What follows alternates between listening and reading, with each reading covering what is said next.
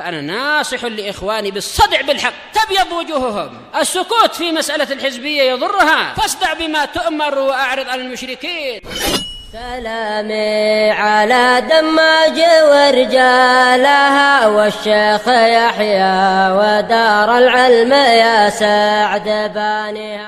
Al-Imamul Wadi'i rahimahullahu ta'ala di dalam kitab Al-Jami'us Shahih, kumpulan hadis-hadis yang sahih yang di luar Bukhari Muslim. Al-Hadisus Saminu wal Arba'un, hadis yang ke-48. Qala al-Imamu Ahmad, Imam Ahmad bin Hanbal Asy-Syaibani rahimahullah, haddatsana Abu Kamil. Abu Kamil ini salah satu dari guru Imam Bukhari, guru Imam Muslim dan lain-lain juga. Ya Allah. Beliau ini namanya adalah Fudail ibnu Husain ibnu Abu Kamil. Wah, apa artinya ya? Kamil sih artinya orang yang sempurna. Ini tapi sekedar nama ya. Nah ini dia bapaknya Abu Kamil, namanya Fudail bin Husain. Fudail bin Husain. Baik. Dan beliau ini Al-Basri Al-Jahdari, tinggal di Basrah.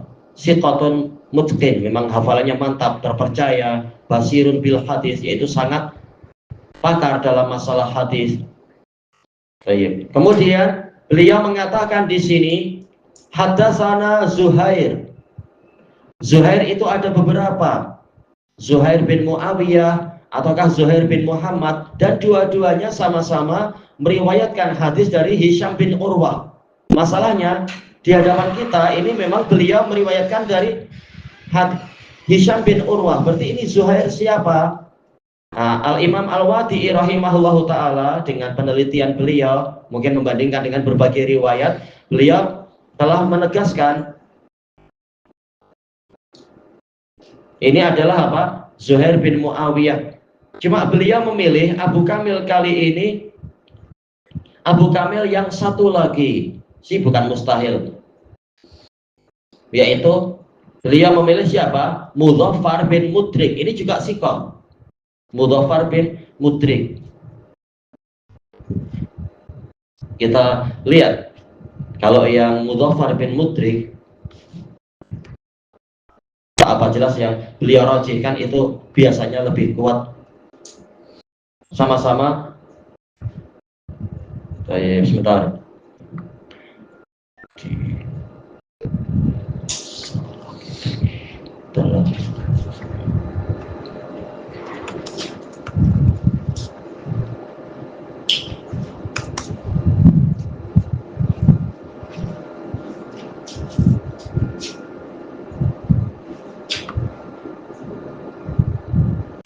Tayyib. Jadi kita ganti, bukan yang Abu Kamil tadi. Jelas ini yang lebih kuat pendapat ini, yaitu Abu Kamil kali ini guru Imam Ahmad adalah Mudhaffar bin Mudrik Al-Khurasani, tinggalnya di Baghdad. Ayo teman. Beliau ini meriwayatkan dari Zuhair bin Muawiyah. Ayo tayyib.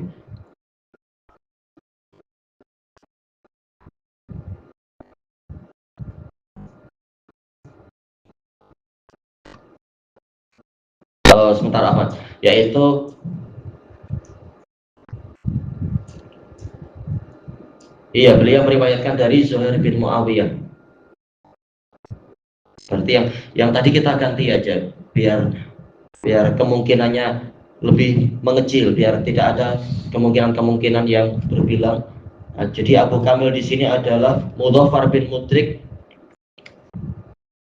Al-Baghdadi, Abu Kamil. Beliau siqah. Kemudian gurunya adalah Zuhair, adalah Abu Khaisamah, Zuhair bin Muawiyah.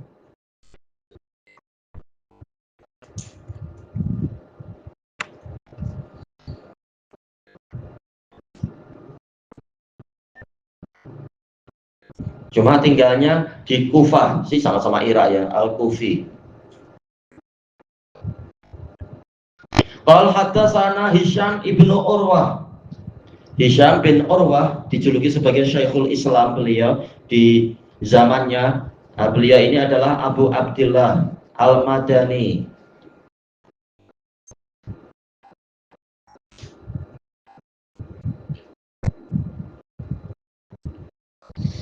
Imam dalam hadis, rijal dalam kutubus sittah. Beliau mengatakan di sini an abi, yaitu dari ayahnya. Berarti apa ini? Murid yang bawah mengatakan Hisham bin Urwah dari ayahnya. Ayahnya adalah Abu Abdillah Urwah ibnu Zubair, tabi'iyun kasirul hadis, min asbatin nasfi Aisyah, termasuk murid terbaiknya Aisyah, rijal dalam kutubus sittah.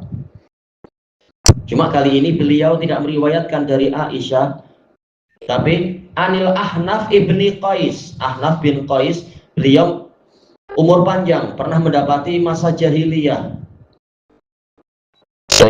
Beliau Ahnaf bin Qais Abu Bahar. Wow, kunyahnya bapak lautan ya, Abu Bahar. Basri. Nah, beliau tinggal di Basrah. Sebentar. Beliau mendapati zamannya Nabi, cuma waktu itu mungkin belum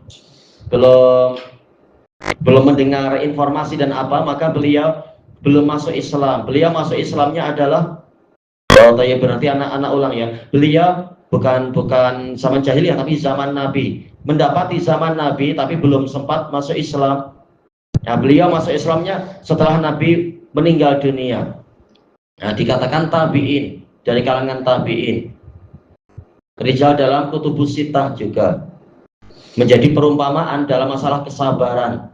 Kesabaran Ahnaf bin Qais. Hilm kesabaran. Beliau meriwayatkan dari siapa di sini? An ammin lahu, dari pakcik dia. Tidak disebutkan siapa nama pakciknya. Annahu ata Rasulullah sallallahu alaihi wasallam. Bahwasanya dia mendatangi Rasulullah sallallahu alaihi wasallam. Faqal, seraya mengatakan, "Uli qaulan." Ucapkanlah untuk saya perkataan yang fa'uni, yang bermanfaat untuk saya. Wa aqlil, dan sedikitkanlah, la'ali ai, semoga saya menghafalnya, menghafal dan memahaminya. Nah, hadis ini diletakkan oleh Al-Imam Al-Wadi'i di dalam kitab ini di bagian At-Talib Al-Muqtasid, pelajar yang sederhana, tidak minta banyak hadis. Tapi dalam perjalanan kali ini, perjumpaan kali ini, minta kalimat yang pendek saja untuk saya hafal. Maka Nabi bersabda, la taghdab, janganlah engkau marah. Ini minta dikasih kalam yang simple tetapi bermanfaat. Nabi melihat keadaannya, maka Nabi mengatakan janganlah engkau marah. Kata para pensyarah ini menunjukkan memang Nabi Shallallahu Alaihi Wasallam menasihati seseorang sesuai dengan keadaan yang beliau lihat dari orang itu. Maka lain orang lain nasihatnya, kecuali nasihat yang sifatnya universal, menyeluruh, seperti masalah rukun Islam, rukun iman, rukun ihsan dan semacam itu. Cuma untuk orang ini secara khusus ketika dia minta nasihat, Nabi mengatakan la taghdab, janganlah engkau marah. Fa'adalahu miraran, orang ini mengulang-ulang lagi minta pada Nabi, kullu dzalika yurji'u ilaihin nabiyyu sallallahu alaihi wasallam alla taghdab. Semuanya dijawab oleh Nabi, yaitu Nabi mengulang lagi dengan kalimat janganlah engkau marah. Menunjukkan nasihat ini sangat penting. Tak mungkin Nabi memilih kata-kata yang tidak penting.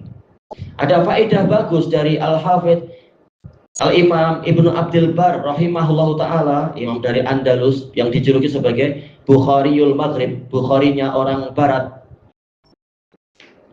Kata beliau, ini termasuk ucapan yang sedikit lafadznya, namun dia mengumpulkan makna-makna yang banyak dan faedah-faedah yang agung. Kenapa? Karena orang yang menahan amarahnya dan mampu untuk menolak kemurkaannya, dia akan mampu untuk menghinakan setan dia. Setiap kita ada setannya di hati kita. Sebagaimana di hati kita juga ada malaikat yang mengajak kepada kebaikan. Masalahnya ada juga setan, dan setan mengajak kepada keburukan. Tapi kalau kita mampu untuk menahan amarah tadi, mampu untuk menolak kemurkaan, maka kita telah menghinakan setan kita, kata beliau, dan kehormatannya akan selamat, agamanya juga selamat. Karena orang jika sedikit-sedikit melampiaskan amarahnya, maka malah nampak buruk di mata orang yang di sampingnya. Oh, ini pemarah sangat, oh wajah pun jadi buruk, dan seterusnya. Padahal boleh jadi setelah amarahnya hilang, dia menyesal ketika dia mengingat, oh saya tadi mengucapkan ini ketika marah, padahal tak layak saya mengucapkan macam ini ya. Jadi penyesalan. Maka kalau dia mampu untuk menahan emosionalnya, ini akan membawa keselamatan, insya Allah. Kehormatannya juga selamat, agamanya juga selamat. Nah, kemudian Ibnu Abdul Bar menyebutkan, sungguh bagus orang yang mengatakan la yu'raful hilmu illa sa'atal ghadab. Kesabaran seseorang tidak diketahui kecuali ketika dia marah. Apakah langsung mengucapkan kata-kata yang nampak amarahnya itu tak terkontrol, ataukah justru nampak dia adalah orang yang akalnya sempurna, yaitu akalnya kuat, mampu menahan amarah, mampu berpikir dengan jernih walaupun sedang marah, dan seterusnya. Ada faedah lain disebutkan oleh Al-Allamah Ibnul Jauzi rahimahullah dalam kitab Kashful Mushkil yang mensyarah lafaz-lafaz dalam Bukhari Muslim. Kalau ditanyakan bahwasanya amarah ini adalah memang tabiat manusia, manusia punya amarah. Bagaimana seseorang itu diperintahkan untuk jangan marah? Maka jawabannya adalah bahwasanya amarah itu memiliki faktor-faktor yang mendatangkannya, dan amarah juga memiliki perkara-perkara yang menjadi buahnya hasil amarah. Maka seseorang wajib untuk mengenal apa saja faktor-faktor yang mendatangkan amarah itu. Termasuk faktor yang mendatangkan amarah, pertama adalah al-kibr, yaitu kesombongan. Maka hendaknya kalau dia tahu kesombongan ini akan mendatangkan amarah, sekedar tersinggung sedikit langsung meluap-luap, langsung banting pinggan misalkan, langsung pecah kaca misalkan, ini kesombongan, tak mau untuk marwahnya disentuh sedikit saja, padahal kali ini memang dia yang keliru. Dinasihati sedikit langsung merasa saya adalah orang yang sangat tinggi, sangat besar, tak layak saya disalah-salahkan misalkan. Nah, kalau dia tahu bahwasanya ini akan mendatangkan amarah, hendaknya dia melatih diri menjadi orang yang tawadhu, mengingat kita ini dari mana? Kita semuanya adalah dari air mani yang hina, dan kita sepanjang hidup kita juga apa? Di dalam diri kita ada benda-benda yang kotor, yang najis. Nanti waktu mati kita kembali ke tanah lagi, kita tak ada apa-apanya, dan nanti kita menghadap Allah sebagai hamba.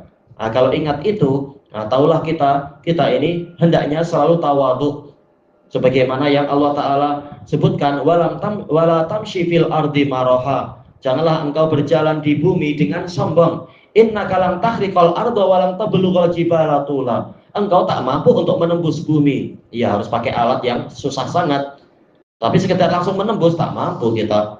Kalah dengan cacing tanpa alat aneh-aneh mampu menembus bumi. Kita perlu kerja yang luar biasa susah. Dan engkau juga tidak mampu untuk mencapai ketinggian gunung.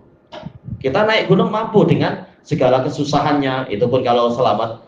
Tapi tak mampu kita mencapai ketinggian gunung, menjadi setinggi gunung atau lebih. Badan kita kecil saja dibanding dengan gunung-gunung itu. Maka hendaknya kita tawadhu. Kita ini makhluk yang lemah, yang rendah, dan seterusnya, itu kecil. Dan juga hendaknya dia mengetahui buah dari kemarahan.